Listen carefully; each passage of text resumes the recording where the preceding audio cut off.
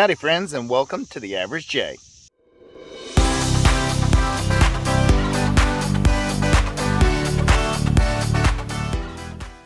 It is Saturday, so what does that mean? Park Walk Day. Park Walk Day. So Michelle is pointing out that we are at Fort Mott State Park. That is in Pennsville, New Jersey. This was Michelle's find. Michelle looked online. I said, where do you want to walk? She looked it up. She said, how about we go to Fort Mott? Never been here before. Nope, never been here before. So looks like it's a state park for New Jersey. We're going to go for a walk on Fort Mott. Today we're also going to go to the Amish market for breakfast. Alex said he'll join us.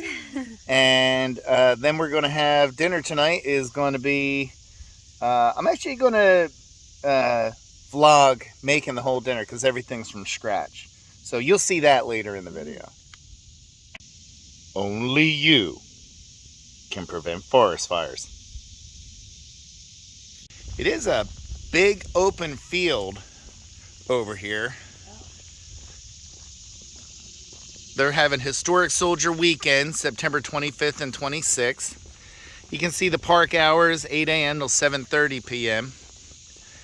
And I mean, it goes all the way around, all the way down to the river. You know, so it's actually a pretty big area. There's a playground over there, a picnic area way in the back, but we'll show you that when we get over there. So it says that Fort Mott is named after Major General Gershom Mott. So it's very distinguished. He does look distinguished. You know what he looks like? He looks like Sean Connery in Hunt for Red October. That's funny. We both thought the same thing. But if you look, it shows, you know, the battery grounds and the bunkers and the moat. So we're going to just walk around and see what it has to offer. Michelle just pointed out that it is very well marked around here that, you know, kind of, you are here and here are the points that you need to go. So if you look, it says on the walking tour. So you have the two batteries, 1 and 2. So that is, you can say it like 1 and 2. So it is marked out pretty well. Hey, let's walk back in there. So this is Battery Greg. All right, I'm just gonna follow Michelle. People like, oh, follow me. I'm scared. Ooh, it's an echo. You got it. I'm so afraid of the dark, too. Oh, wow, that really kind of went, didn't it? Where does that go? Where's this? Hello? Do they keep the prisoners? That was me. I'll do it again, right? That was good. Well, you can do it when you have an echo. Oh, there's like a thing here.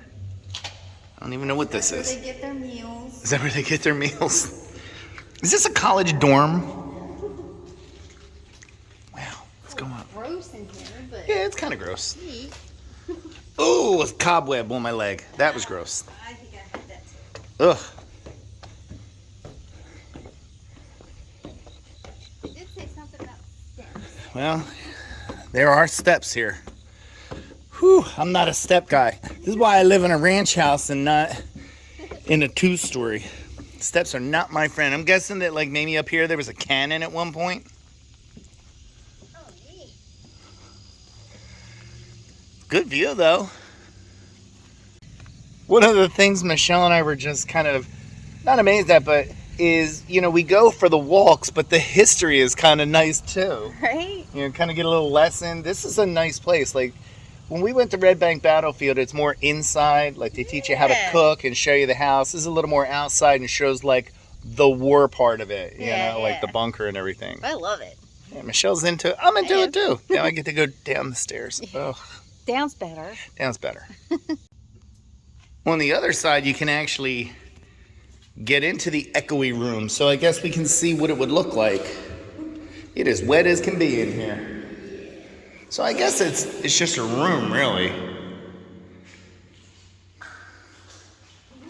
I guess maybe store the armor. Yeah, it's a battery. That's what it is. You store your... Although the echo, it makes it sound like you can do like those movie intros, you know. In a land in New Jersey, there once was a fort named after General Mott, the greatest general of them all. I know, it's just weird. But they got all these signs in here. I'm not going to read them all to everybody, but yeah, this is where they stored the stuff. Quite sure they didn't have the electric in here, though. I don't know. I mean, there's an old conduit. Yeah, it was probably from like 1940s. This is from like 1776.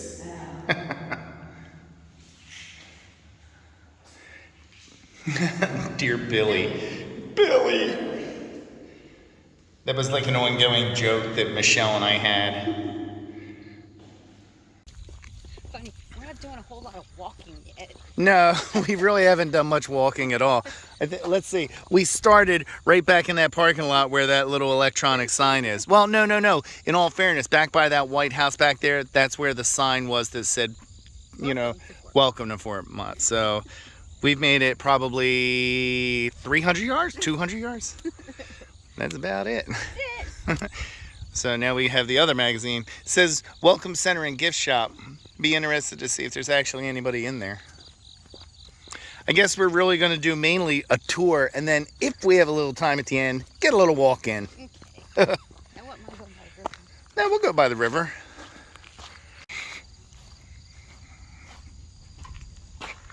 All right.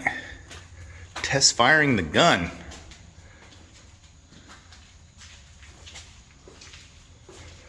I always liked the old brick during the Revolutionary times. You are here. So I guess they had railroad tracks at some point, huh?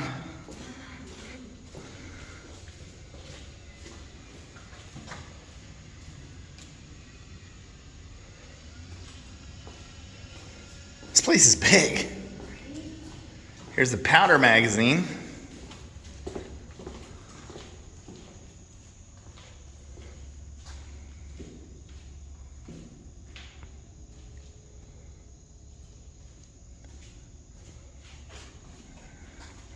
Oh my gosh, get a picture of this. All right. The shelf room. The what? Shelf room. Oh, geez, Louise. I know, right? Could you imagine being a soldier in here and working in here? No. No, I couldn't. So shell room holds 200 rounds.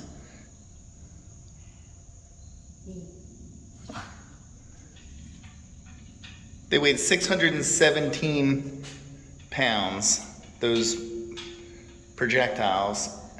And because they could shoot for 3,500 yards, it can penetrate 14 and a half inches of steel. Unfortunately, the enemy was 15 inches. And see, here's how they hoisted them up. It says overhead rail system and hoists. So it's way too dark. Too dark. Yeah. And then they got this closed off. Can't get up there. But I saw steps over on one of the sides. We'll find them. All right, found the steps. More steps. Oh, these things are steep. Yeah. Oh gosh, yeah. Very steep. Holy moly. And this stuff's... There's my feet. Yeah, and this stuff is slippery.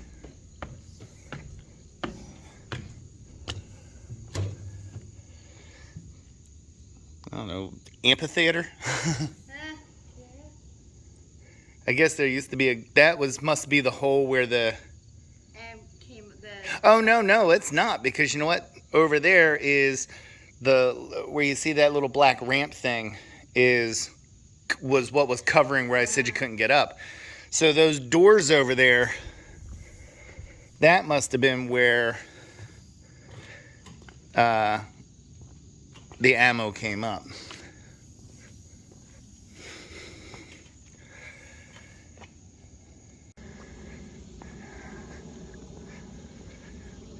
So I guess that's the old ferry dock.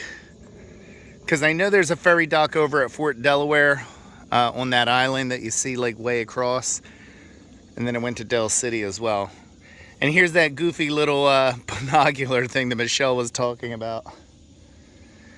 There's our car in the parking lot. The black car right in front, way over there. There's the playground and picnic area. It is a lot of land. All right, this one is not as well taken care of. This obviously is not like the... I don't think you can have access to this. No, I don't think you can get up on this one.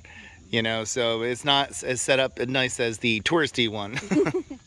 Michelle just said during class trips, all the other kids would be goofing off. And she said she's a nerd. She paid attention to the history part because she's a history buff. I like it. So I'm guessing that this is like they put an imitation of what the gun would have been like, the size of the gun. Because it makes sense. Because I stood on the deck of the USS Alabama and battleships, and I know what like a 14 or a 10-inch gun would be like. And I would kind of say that that would be the right size. Okay, so what I just showed with the wood is definitive. So if you see them loading those guns and turrets in, it definitely, you can see how those round turrets went. And then look at the size of the guns.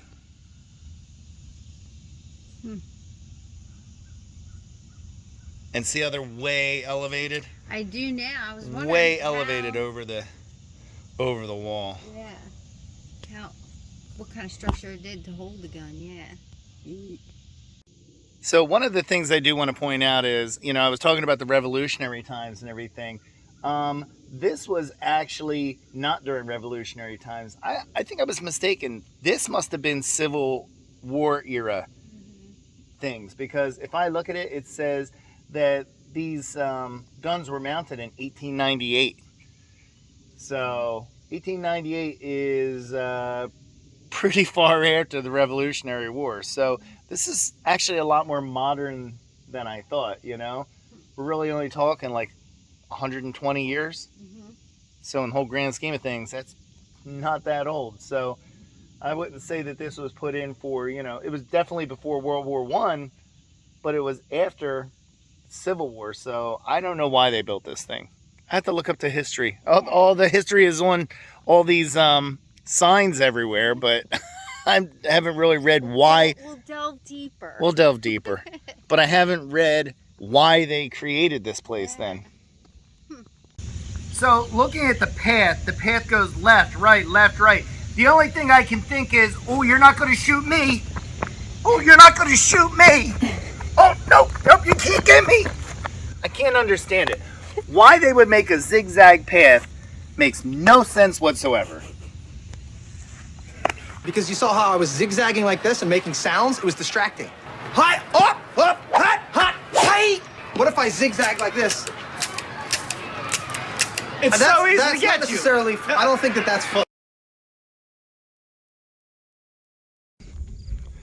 So the walking tour is saying to go back here. That is one rusted out looking Outlook post. It's still standing though. It is still standing. That thing's got tetanus written all over it. Probably can't go up it. Oh, I would say not. I wouldn't even if you could. You know, I know it says to go to the right, but real quick, I want to look to the left. Oh yeah, the big sign that says keep off. That probably is the hint.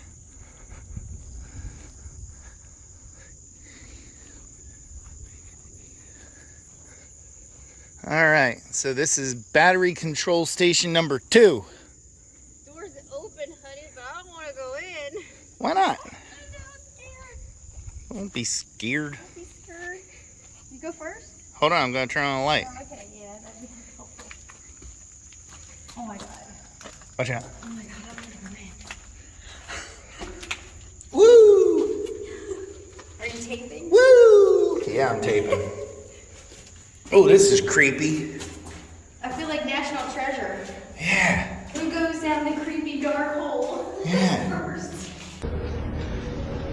Okay, who wants to go down the creepy tunnel inside the tomb first? Rioting center. Wonder if there's anything. No, it's just empty. It's a tomb. Yeah, it is. It's like a tomb. Sarcophagus in here. Oh man, can you imagine if it collapsed and nobody knew we were out here? Down here. This is quite the echoey place. It's a niche. It's a what? A niche. A niche? Niche. No. Oh my God, you're goofy. Do you hear it echo? Like it vibrates. Hello? Hello? Hello? That's Brittany. Yeah, that is Brittany. All right, let's go. Michelle loves her slugs. Where's my salt? Ooh-wee. I think it's amazing that these big trees are growing on top of like an open tunnel. That's just kind of crazy. Oh, you can see the rail tracks. Oh, neat. Yeah, small railroad thing. Yeah, I don't think it was full-size railroad for sure, but I guess this is how, maybe it wasn't a railroad, maybe it was just like how they got things, you know, like those 500-pound shells or whatever from point A to point B.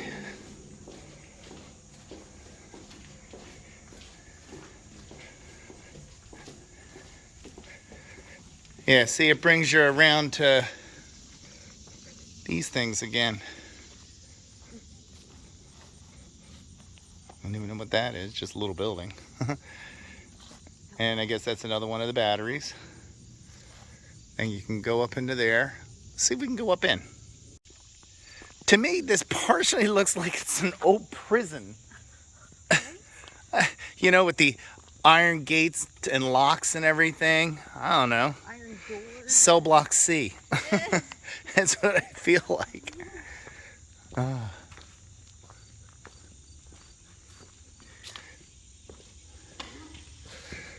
The plotting room. Oh, good. I was looking to see if there was a restroom here. Wow, that's just gross. Ooh.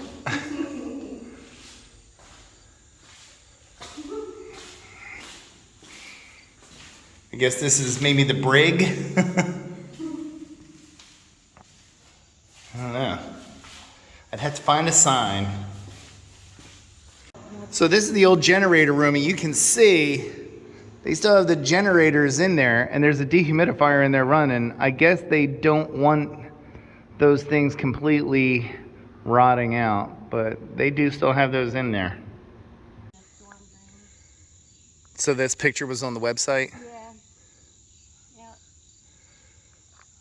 Yeah. It is pretty interesting. I love how they took out the steps so people don't go up there, and then just, I guess they figure by that point you're too short to get up there. Hey, Michelle, do I see you down there? Let me see. Put your hand through. I see you. You can't get in. Oh, I see what you're talking about how they ran some electricity in here with some lights.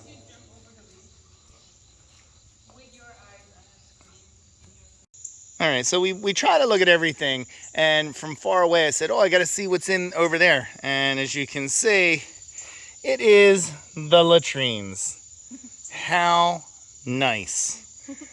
You know, I can't even imagine, hey, honey, I got to go to the bathroom. All right, going to the latrines. Ugh, just so weird. But yeah, there's the latrines. There's your little urinal and the toilets. Wow, that's just We got privacy here. bizarre. This is the ladies' room. Is that the ladies' room? Oh my God. They have the observation tower 52 feet above the ground so that they could identify enemy vessels. And I think one thing that's neat is it has a vibration dampening that goes down to the ground, so as the guns are firing, it shakes the ground, it keeps it from shaking. So it is blocked off. They have steps that go up to it, but right now the lock is on. I guess at some point you can go up because it does have a sign for occupancy limit, but they do have a lock on it at the moment, and it's 10 people by guided tour only. Well, we are not on a guided tour, so we're out of luck. Michelle's going over to the guardhouse. Can you get in? There's somebody in there. Oh, is there somebody in there? Oh, okay. All right. You did not hold a handrail until you got to the next last step. Oh, I got the feel of it going up. If you look through here, you can see that rusted old tower that we showed you earlier in the video. So just to kind of give you an idea of how we kind of went all the way around. Big circle. So the signs talked about the 10-inch guns and the 12-inch guns. We were saying about how big they are. Well, this gives you an indication of just how big these guns were that were protecting the river. These things are huge. That is just amazing. Here, I'll stand. Hello. Yeah, I gotta back up because I can't even get it all in frame. So those are, they could shoot Michelle out of it. And then I'm guessing this is like an anti-aircraft battery, assuming.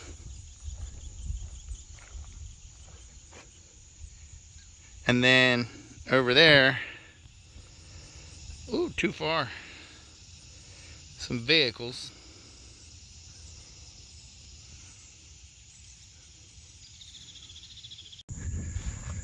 This is quite a tall monument, for sure. That is pretty amazing. It says, erected by the United States to mark the burial place of 2,436 Confederate soldiers who died at Fort Delaware while prisoners of war, and whose graves cannot now be individually identified. So I guess that's why there's no markers. But my assumption is that's what the whole field is where everybody is buried. And they do have all of their names. There's Michelle standing way over yonder. There's she. How does she hear me? That girl got good ears. This is the parade ground. They got the flagpole. And looking at everything on here, so the post headquarters is, I believe, the building right behind us. We'll go look in a second at that sign. And then there's no buildings there, but that looks like it used to be Officers Row. And then the barracks used to be sitting over on that way somewhere. And then across the way, those two buildings, one is the post hospital and non-commissioned Officers Row. Yes, this was post headquarters. There are restrooms here in case you do need to use them, a men's room and a women's room. And it is by the picnic area and playground from when we first came in. There's the parking lot that we came in. So the restrooms are actually right as you come in. However, if you get all the way over to where that cemetery was, you are probably 2 miles from the restrooms. They do have a brochure, Fort Mott State Park. It's a nice fold out, has history on it. And on the back, it does have the map. I'm the map. I'm the map. I'm the map. I'm the map. Of what everything is. Needed her veggies at the Amish market, so she's getting her fruits. I got the donuts. Donuts are my gig. Hers are the good for you stuff. Burgers anytime soon? Are we having burgers? Anytime soon? No, they're next week. Okay. I can wait till next week. Yep. Yep. Now I got to get the meats. You can see we're at the meat counter. I got to go get a ticket if I can make my way through here. Excuse me, please. Need to get a ticket. Thank you. Nothing like somebody standing right in front of the ticket number, but you know what? It's all good. So I'm number 99, and they are on 96. It goes pretty quick. It does go pretty quick, but I'm getting my ribeye. Okay, I got mine called. Can I get the bone-in ribeye that's in the front, please? Sure. Got to get my ribeye. One of the things that I do, I have a tendency to prep ahead of time. Hi, Artie. And I don't mean doomsday prepper. I mean just cooking prep. So it's 2:21 in the afternoon. You can see the clock right there. We're not going to start cooking until about 5 o'clock, but nobody's going to be using the kitchen until then. So I figured I would go ahead and start setting up for my prep work for making dinner. Only because I have the time, and it's that much less I have to do later on. So for dinner I have the meats, and what I like to do is I like to get it to room temperature before I put it on a grill. You don't want to put a cold steak onto any kind of pan or something. Always just try to have it more like a room temperature. So it is 3:30. We're cooking at 5, so it's an hour and a half to get that thing to room temperature and put the seasonings on. It's not a marinade, so that's why I don't need to have it on for like hours and hours ahead of time. So I have 2 pieces of meat, 2 cuts. This is the first, this is the fillet. And I'm just rinsing it off in cold water. Never rinse in hot water, always rinse in cold water. And then the second piece of meat is the ribeye. And one of the beautiful things of the ribeye is look at all that fat marbling through there. That is going to give it so much taste. Okay? I get the bone in, and we're just going to give it a quick rinse. Shake off the excess water. And then we're going to dry this thing off.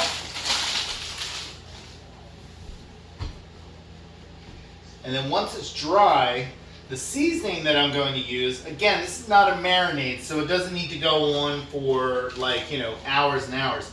This is Kansas City Steak Company steak seasoning. This actually comes in the boxes when you get Omaha steaks. So that's the kind of seasoning they use. So what I'm going to do is I am going to sprinkle very liberally on here. I'm going to pat it in, okay? Then I'm going to go ahead and put it on the plate that I'm going to leave it on for the next hour and a half. And I'm going to sprinkle it on the back side. This seasoning is very good. I found that it wasn't overly salty. That's one of the big winning things for this, is that it's not overly salty. So we're going to leave those sitting for an hour and a half, and then we're going to start cooking.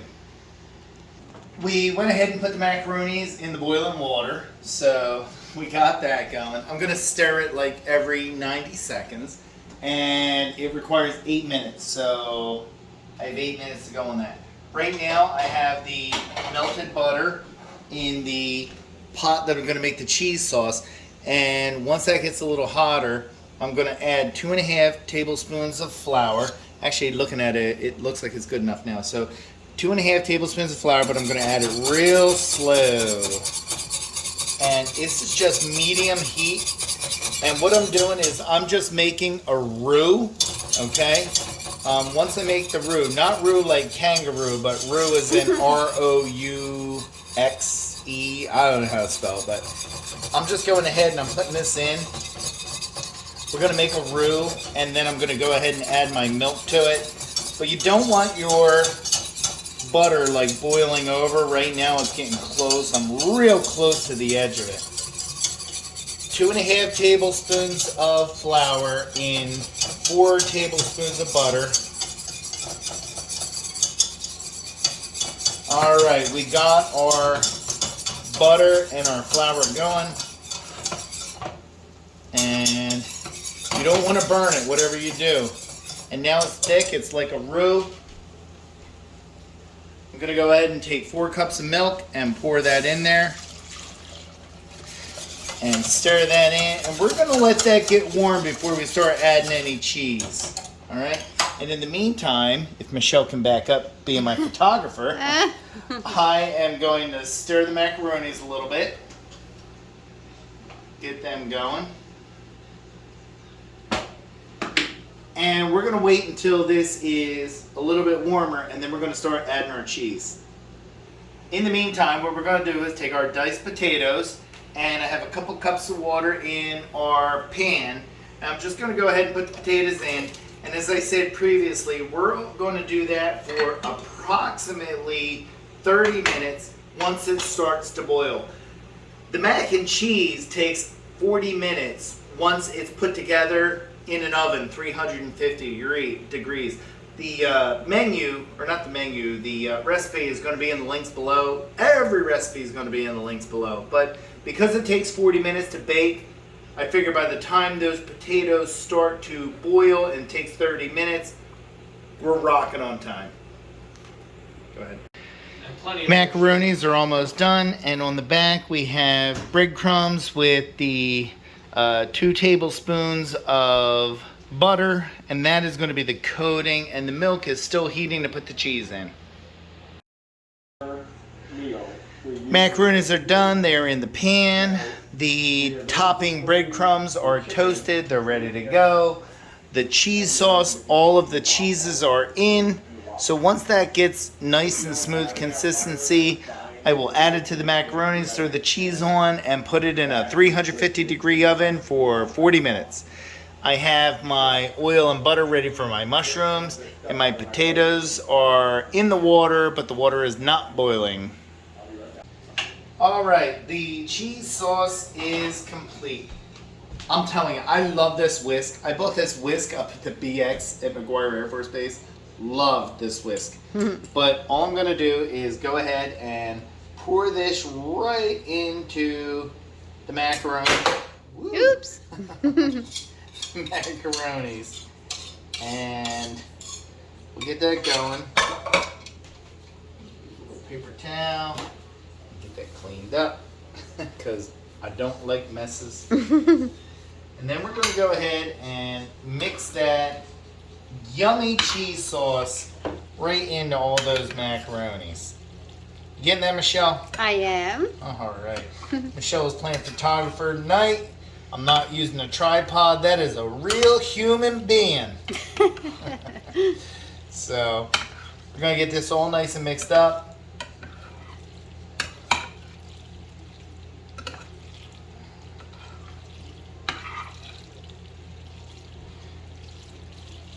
All right, once it's mixed up, I'm gonna go ahead and kind of smooth it out, make sure it's perfectly even. Maybe not perfectly, but pretty darn close.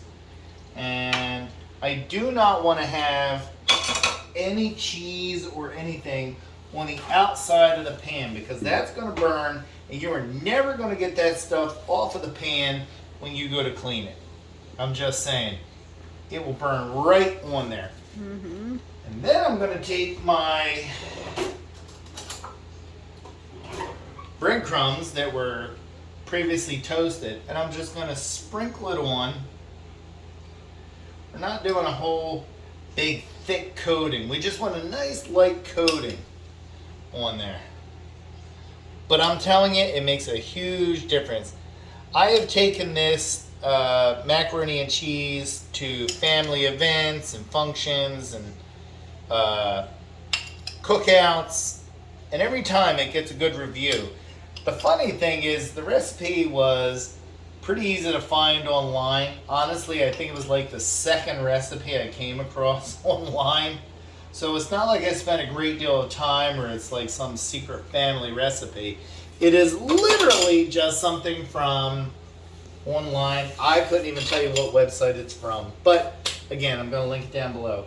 So what I'm going to do is a 350-degree oven. I'm going to take all this and it goes inside for 40 minutes. The grill has been preheating for a while and it is at 500 degrees. So what we're going to do is we are going to open this thing up And I am going to put them on the top rack. I am not putting them down on the bottom. Okay? I'm putting them on the top, and I'm going to keep them on there for approximately 15 minutes. They will almost be done by the time I take them off of there. Medium is about 145 degrees. That's when I'm going to take them off. Medium is 130 to 150 degrees. We like our steaks medium. I'm going to leave them on to 145 degrees Fahrenheit, and then what I'm going to do is take them off, cover them in foil, and let them rest. By the time they rest, they'll be at 150 degrees, perfect medium. Michelle and I are not huge fans of the butts of asparagus, so I pretty much just cut it to be the tops. This is fresh asparagus, but I cut it pretty far up so that we don't have like the end pieces. All right, while the food's cooking, Michelle came out to play with the chickens. She loves the chickens. She's a good chicken mama. So there's Coral. That's what that chicken's name is. This is Coral. She loves me. She does love you. Coral is a good girl. Ruby, however, got me the other day. Where is it on my hand? Well, you can't really see it anymore because I put Neosporin, but Ruby got me pretty good the other day. She scratched me accidentally. But Michelle loves playing with the Buff Orpingtons. Those are her babies. What? Oh, they all need love. But you see how they're all around her feet? These chickens love attention. Anybody that says chickens are not social creatures has never had chickens. All right, so the fillet is 155. It's a little bit over medium, but that's okay. So I'm gonna go ahead and take that off. The ribeye is sitting at, I think, like 150 or 130. So we still have a little bit of ways to go on that one. So we're gonna go ahead and leave that on there for like another 15 minutes or 10 minutes. But the fillet is definitively finished. Potatoes are boiling away. The oil and butter is going. So we're gonna go ahead and put the mushrooms in. Now that they are in, we're going to gently mix them up so that they're nice and wet with the oil and the butter. All right, and now that they're damp with the wet and with the oil and the butter, we're gonna go ahead and put a little bit of pepper on the whole thing, and we're gonna put a little salt on the whole thing. So we have a half a teaspoon of pepper, a half a teaspoon of salt. We're good to go. Artie is definitively looking for some food. I know he would rather have the steak that's outside than the potatoes or the mushrooms or the asparagus or the mac and cheese. He wants the meat, right? Yes. Say yes. No. All right. I went ahead and moved it down to the lower. It's at 151 degrees. Well, actually almost 160 now. So we've gotten to the high end of medium, and I went to get a little bit of char on it. That's why I moved it down to the lower, so I could get that little bit of char.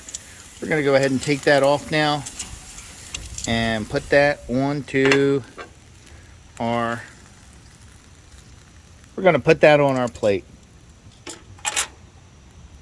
And we're gonna turn off the grill. The steak is resting. Always want to let it rest before you cut it. Do not cut into it right after it comes off the grill. All the stuff for the mashed potatoes is set up. There's Michelle washing her hands because she was out playing with the chickens. The potatoes got 3 minutes to go. The mushrooms are sauteing, and the asparagus is in the boiling water. Potatoes are done cooking, so I have 1 teaspoon of salt, and we're going to go ahead and put that in. I just shake it. and a tablespoon, or not a tablespoon, oh my god, teaspoon of pepper, black ground pepper. Put it in. And I gotta say, I do not use fresh ground pepper. I just use ShopRite brand. Actually, I don't think it's ShopRite. I think it's McCormick, but I just use pre-cut. And then I'm gonna use a half a teaspoon of onion powder. Yes, it's powder. So, I don't use a whole lot. It is just enough to give a little bit of taste. I have my Sunbeam mixer. I used to make my potatoes all the time in the KitchenAid mixer. And the KitchenAid mixer is so big, and all you're doing is mashing potatoes. So I'm just going to go ahead and put it in. It is 2/3 of a cup of milk, whole milk, a 1/4 cup or 4 tablespoons of butter, and 3 cups of potatoes boiled for approximately 30 minutes. Alright, we can stop. So when it's all said and done, we have homemade mac and cheese, recipe in the links. We have filet mignon, medium. We have ribeye, medium. We have homemade mashed potatoes. We have sauteed mushrooms, and we have boiled asparagus. So in a nutshell, this is the meal. Artie is dying for some. He sees the bone, excuse the dishes, but he sees the bone right here. He definitively wants that. But that is the meal that we have.